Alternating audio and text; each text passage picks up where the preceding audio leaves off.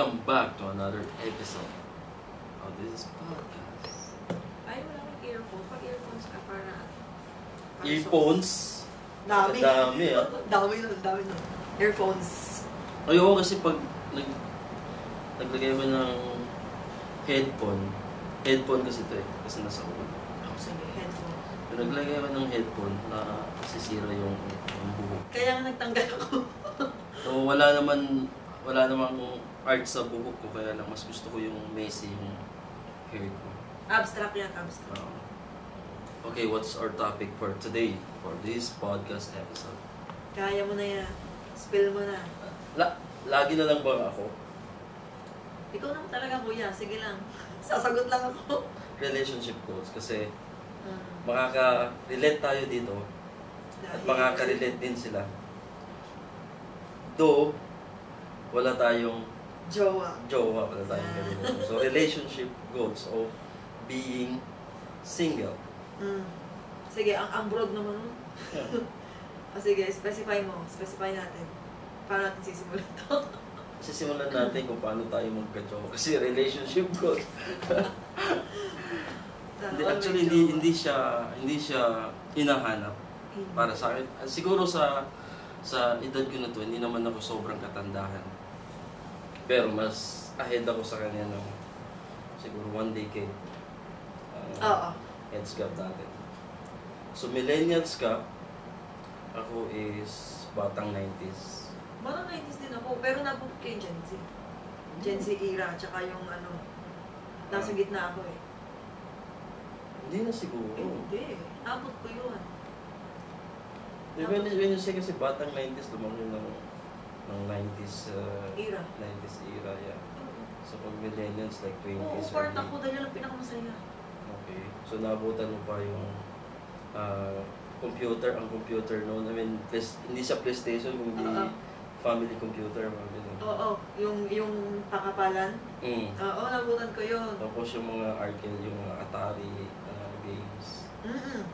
Okay. Tsaka yung mga text, yung mga Jolen. Inabot ko yan. Okay. So, kasi mga anak ko, hindi na nila alam yung mga laro. Anong tawag doon? Palatuan pa ng text dati. So sa era ninyo, at the young age, during your childhood, nagkaroon nga naman ng crush, or after nag-crush, nagkaroon ka ng relationship at the young age? At the young age, nagkaroon naman ng boyfriend. Nagkaroon ka ng boyfriend. Like how old? 16 years old. 16 years old. 16. Napagalitan ako ng nanay ko. Di ba di manood nanay ko? Puro sa era na yun ng mga... Kasi sa early... Nag-high school ako, early 20th century na yun. So, yun din. Jowa. Nag-jowa ko na. Kasi dati uso kasi yung mga sa school. Second year high school. Oo, pag mga high school yung kung may jowa ka ng second year high school ka, parang astig ka, lamang ka. Diba? Dati. Ay, ano ka, parang iba ka. So, yun, basta iba yung dating. So, ganun din sa inyo mga babae na pagka during your high school days, na pag nagka-jowa ka, parang mas... Parang siyang achievement. Parang mas maganda ka, mas may dating ka. Pag wala kang jowa, tsaka ka eh. Tsaka ka. Pag hindi ka parang hindi ka habulin sa school, pag hindi ka crush sa school, wala ka. So, na-experience mo rin yung mga textmate? Like, oo naman, uso pa yung mga eyeball.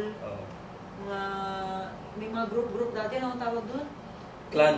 Yun, clan. Oo. Naranasan ko din naman yung mga plug. Oo. Naranasan ko yun. Yung icon. Like, walkie-talkie ba? Ay, hindi na. Hindi na. Okay. Pen pal, hindi mo na rin naabutan yan. Hindi na, pero naging uso din sa amin yung palitan ng notes. Sa butas-butas ng room. Nag-iiwanan ng notes sa replyan mo. Sa armchair. So na-experience mo pa. Ano pa yun? Oras pa ng mga kakiligan. Kilig-kilig. So looking back, pag naalala mo yung mga bagay na yun, na kinikilig ka ba, natatawa ka ba, nakakatawa kasi ngayon, sa panahon ngayon, yung mga ganyan, wala na. Hindi na siya parang hindi na na-appreciate ng mga bata ng mga batch ngayon. Pero dati talaga, iba yung fun. Iba yung At your age na kung sakali may manligaw sa'yo na like, dadaanin niya sa mga ganito, mga nag-letter. Oo. Mag-i-effect pa kaya? Oo. Sabi nila, chivalry is the thing. Para hindi pa. Tsaka ano yun, parang yung effort na katumbas nun, ang laki eh. Oo. Kasi ngayon, bili ka na lang. Pagawa ka na lang. Digital na ngayon eh. Yeah. Wala na gusto ng letters ngayon. Chat na lang, text na lang, video call. WhatsApp. Di ba? At saka parang nowadays kasi hindi na uso yung ewan ko lang. Siguro nag-exist pa rin naman yung courtship, panliligaw. Pero hindi na siya masyado katulad ng dati na kailangan mong mag-effort, kailangan mong maghirap para suyuin. Nowadays kasi parang pag nagkita kayo, nagkasalubong kayo, nagkatinginan, parang yun na yun okay na yun. Pag kayo nag-smell sa yung babae, okay na yun. Pag nagpalitan na kayo ng chats, yun na yun. So hindi na siya, parang wala na, effortless na kumbaga. Oo, tsaka parang hindi mo na ang bilis na. Parang hindi mo na mararamdaman yung like kilig kasi parang wala na, parang effortless na lang. Kaya kung pansin mo ngayon, yung mga relationship, wala na, parang easy come, easy go na. Kaya, gano'n. So pagka, halimbawa sa'yo ngayon, pagka may manligaw sa'yo, or may magko-courtship sa'yo, parang gano'n na lang, pag nagkita kayo, hindi na ligaw eh. Parang, ang gusto ko ligaw talaga. Ligaw kung ano yung definition ng ligaw. Lalo sa ating mga Pilipino, di ba? Pagka yung Oo. courtship, kailangan talaga manunuyo ka sa magulang, magpapakita Oo, kailangan mo muna, ligawan mo na ang pamilya bago yung babae. So, na naman talaga dapat. So, hindi mo gagawin na, di ba, may lalaki na crush mo, gusto mo yung lalaki, kung mag-bet mo. Sige, gusto So, ikaw yung mag-i-initiate na para mapansin ka nung lalaki. May nagtanong na rin sa kanya, kasi nangyari sa akin. Meron akong basketball player na crush na sa rest house namin. So, hindi ako taga doon mismo. So, hindi ka sa basketball player? Hindi kasi ako taga doon. Nagbakasyon lang kami. Pero bet mo yung mga basketball player? Hindi naman basketball player. Wala, specifically hindi naman basketball player. Wala, parang ang gwapo lang niya, tapos ang galing niya maglaro. Tapos sabi ko, crush ko yun. Itong mga kaibigan ko, sinabi niya, ay si Marion, crush ka daw. So, doon na nag-start yun? Doon nag-start, pero ako talaga yung una nagka-crush. Ngayon, sinubukan niya ko ligawan. Ang feeling ng lalaki, kasi crush ko siya, madali niya makakuha. So, ang ginawa niya, tinext niya ako. Kinuha niya ang number ko hindi sa akin mismo, sa ibang tao niya kinuha. Tapos ako si ganyan. Crush mo daw ako? Oo. Sabi ko, oo. Oo, ganda. So, after nun, parang kayo na after? Hindi. Ganito nga nangyari nun. Sabi niya, crush mo. Sabi ko, oo, crush kita. So, tayo na. Parang, ano ba yan? Nalaman lang na crush ko. Umano na. Feeling naman niya, gwapo-gwapo niya. So, parang dapat may process pa rin yun? Oo, sa akin kasi. Una ako nagkaroon ng crush. Pero I want your effort. Yeah. Pero bata pa naman ako noon. Ngayon pa siya nasasabi kasi na-experience ko. Gusto ko ng effort, tsaka yung pinaghihirapan, tsaka yung, syempre yung lalaki, may gusto yan eh. Malalaman mo agad sa lalaki kung ano lang yung habol sa'yo. Okay. So parang sa akin, kasi crush ako ng babaeng to, achievement to para sa akin, lalaki ako. Guwapo ako, may kakagusto sa akin. Kuhain ko na to. Kasi may mga lalaki yun. Kaya ako, pagka may mga, like, sa mga kaibigan ko na babae or nakikilala ko, if we are talking about like relationship, kumbaga pag may manliligaw sa kanila or may nakilala, parang hindi naman ako, I don't know kung conservative ako on that part. Ang sa akin lang is parang, hey, pwede bang parang pag-aralan mo muna yung papasukin mo. Kung sakaling, halimbawa sa'yo. Sino? Yung mga kaibigan mo babae? Kaibigan ko babae. Parang nagko-consult muna. Nagko-consult, nagsasabi sila na may ganito, ganyan. So parang sa akin, I don't know kung conservative ako doon sa part na parang, pwede bang anuin mo muna, parang kilalanin mo muna. Yun naman talaga. Pag-aralan mo muna. Kasi I know na parang, on this time, parang hindi na masyado nag-i-exist yung courtship, parang paliligaw. Kasi parang, pag nagkatitigan na kayo, yun na yun eh. Yun na yun. So, kasi at the end parang kayo pa rin yung parang, kasi alam ko yung bilang as a man, alam ko yung galawan kumbaga ng mga lalaki.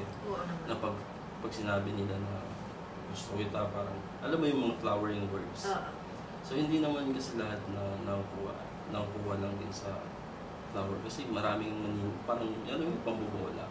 At saka madami pa rin talagang babae ngayon yung nag-export.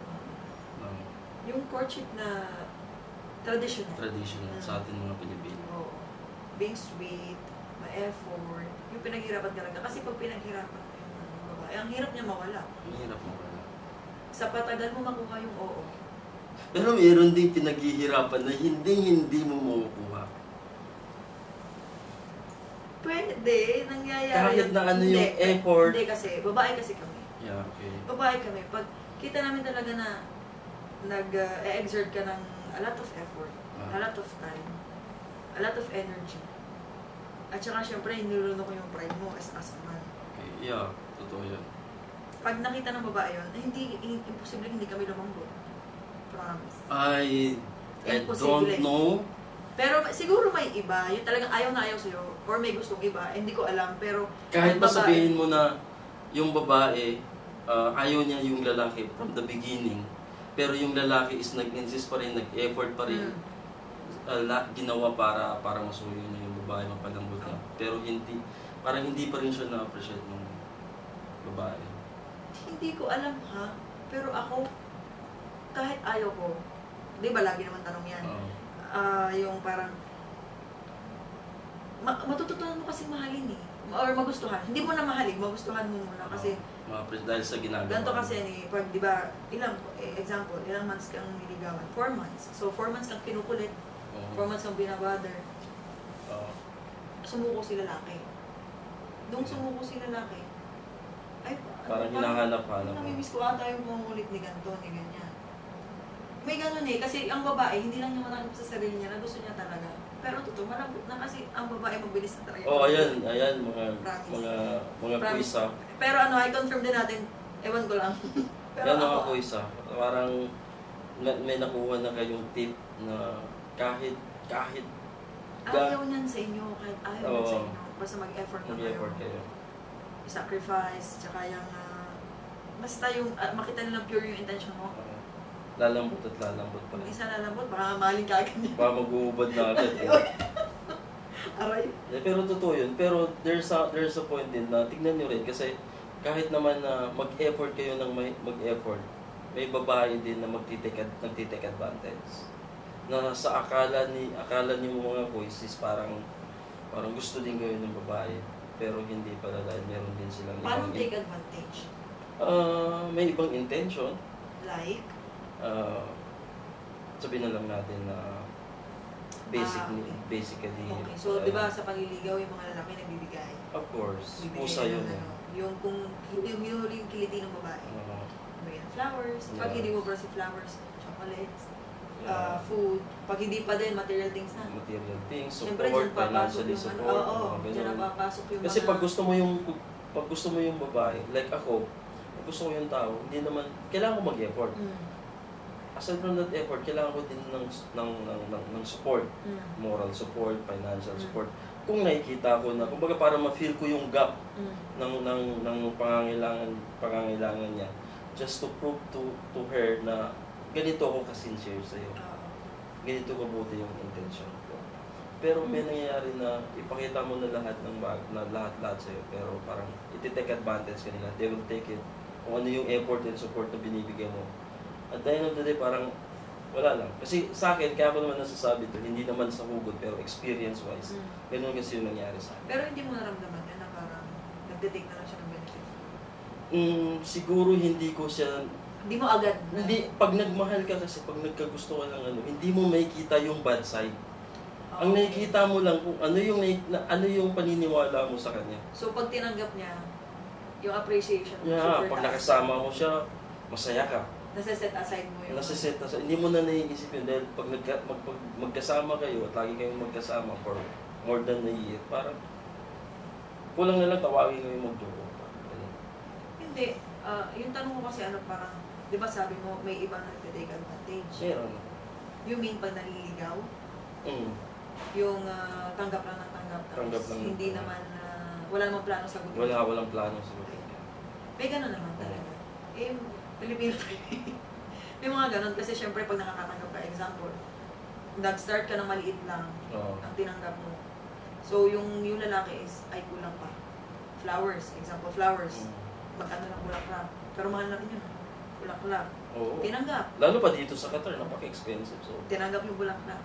So, si lalaki naman, si guy, ay chocolates naman, food. Yung kasya sa buong pamilya, tinanggap. Hindi pa din ako kasi oo. Maya-maya, ano ba pwede ako? Sige, sabihin na natin yung mga sing-sing na yan, sing-sing. Di ba pag tinanggap na yung sing-sing, ano na yun? Next level na next yun. Next level na. Pero wala pa din. Hanggang sa humingi na ng humingi ito. Yes. So, wala din. Magsasabi na sa'yo. Kasi para sa akin, pag nagsabi sa'yo, nagkwento na sa'yo yung babae, nag-share na sa'yo ng personal niya, ibig sabihin nun, pinagkakatiwalaan ka niya. Yun. So sa akin, ganun yung pagtanggap ko na nagsishare na sila ng mga personal things niya sa buhay. So, siyempre, parang ibig sabihin nun, may tiwala siya sa akin. Na parang pinagkakatiwala na yung mga ano na yun. Ano yung ibig sabihin nun? So, kung kailangan ko siyang, dahil gusto ko siya, kailangan ko i-feel yung mga pagkukulang ngayon. Ikaw, tatanong kita.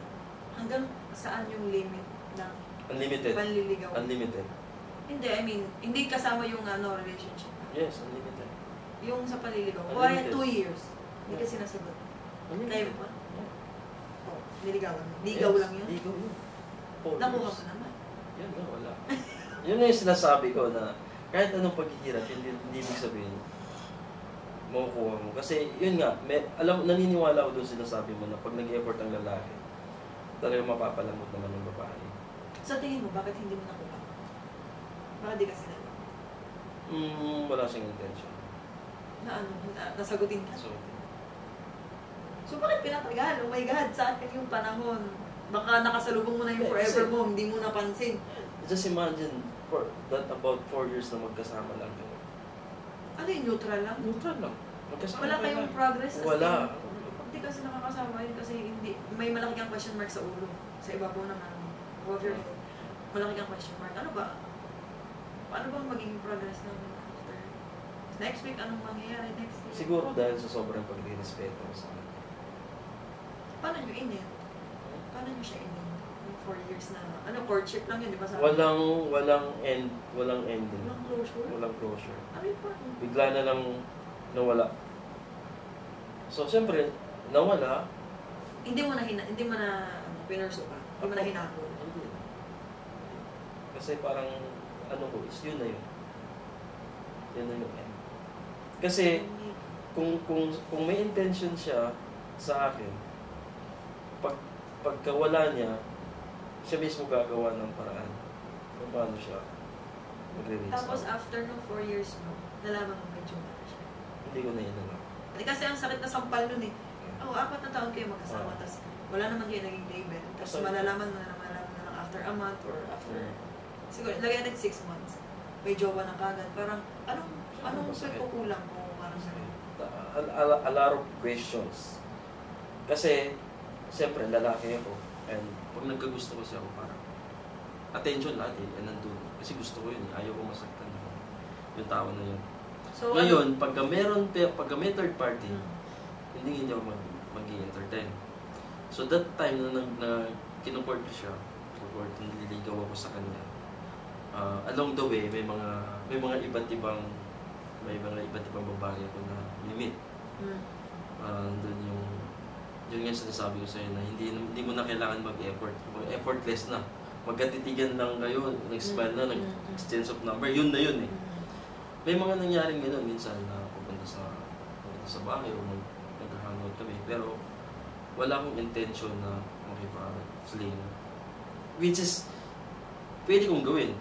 Kasi wala naman akong jowa. Pero kasi ang ini-expect ko, siya. So, nag-hold on ka sa kanya. Pero at the side, may nakakamit ka pa din. Yung nakakamit. Paano? Bakit? So, hindi ko na-entertain. Kasi parang inaano ko na parang gumagawa ko ng exit point na pag nakita ko yung babae na pwede kong ipalit sa kanya, yung attention ko is may value ko doon.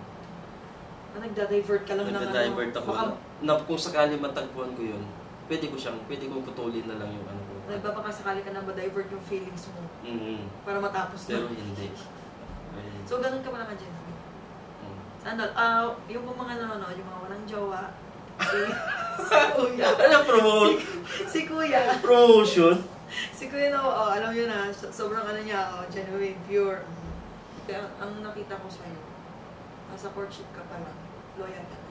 Especially the time na may relationship ako with my wife. So, girl. Tuwid ka lang. Yes. Parang kang kabayo na ano, kasi walang challenge. Ang alam ko kasi sa mga babae, naghahanap pa rin ng challenge yung mga... Yung iba. Yung iba. Ako kasi... Parang boredom kasi pag ganun. Hindi naman siguro.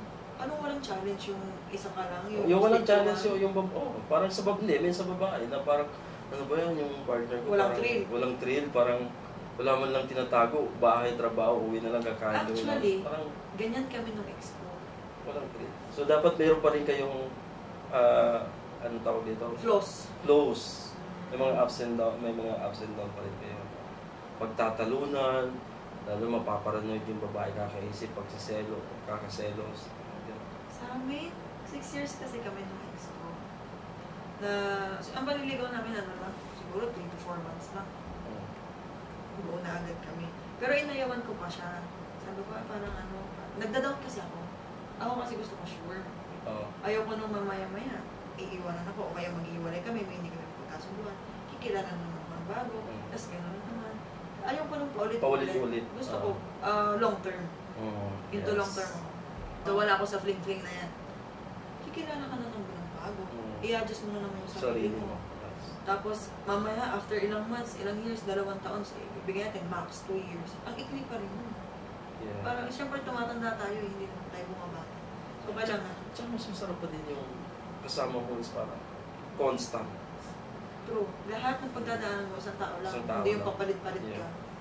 Yun yung the best doon. Kasi parang lahat ng achievement mo, kasama mo yung tao na yun.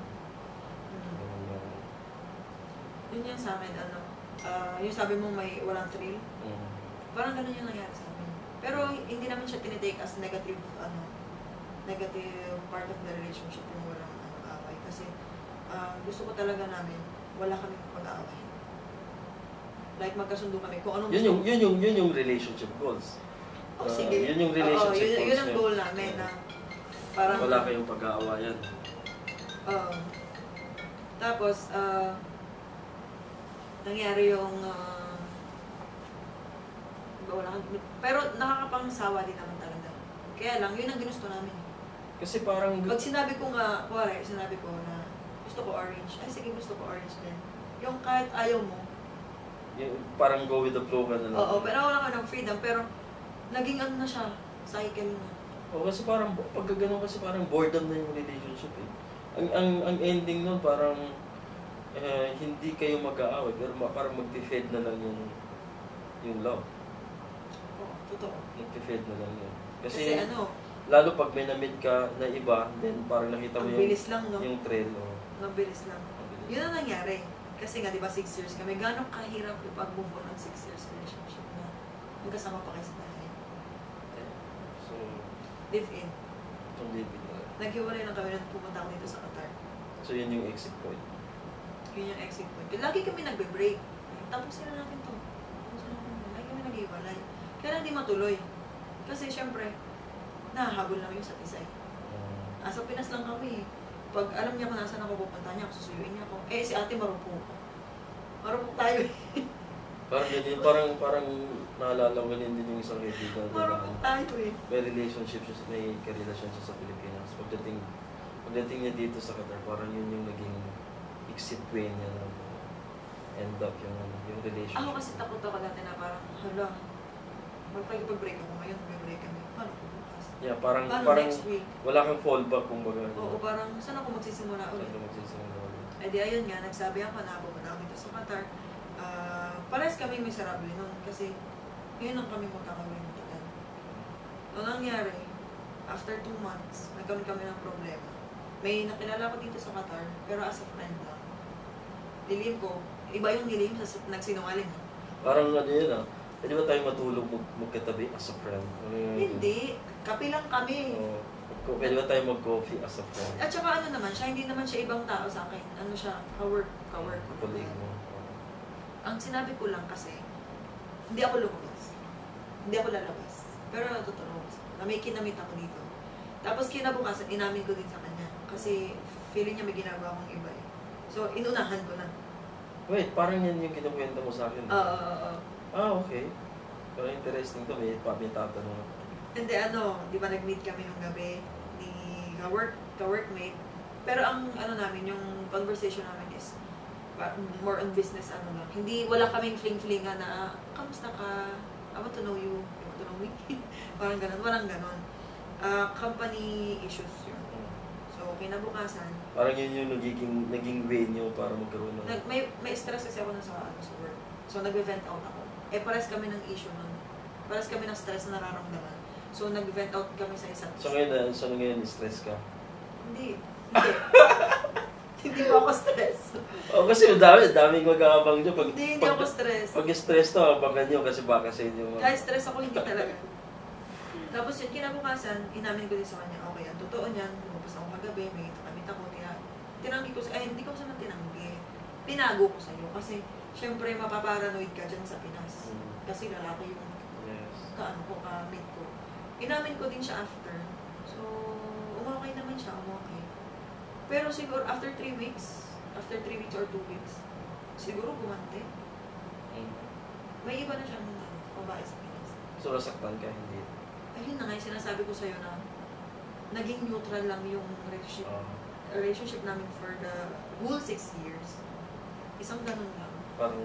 may babae siyang pinost. May pinost kasi siyang babae na. Tapos ini-screenshot lang sa akin. So parang wala nang reaction. Parang sabi ko, okay, hayaan ko na lang.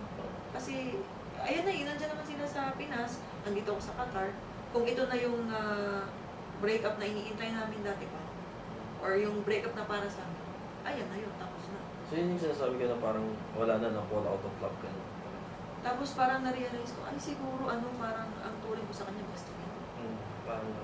Parang kaibigan na. Nag-friends over lang. Oo. Yan. Isang ganun lang talaga, isang snap lang, wash out.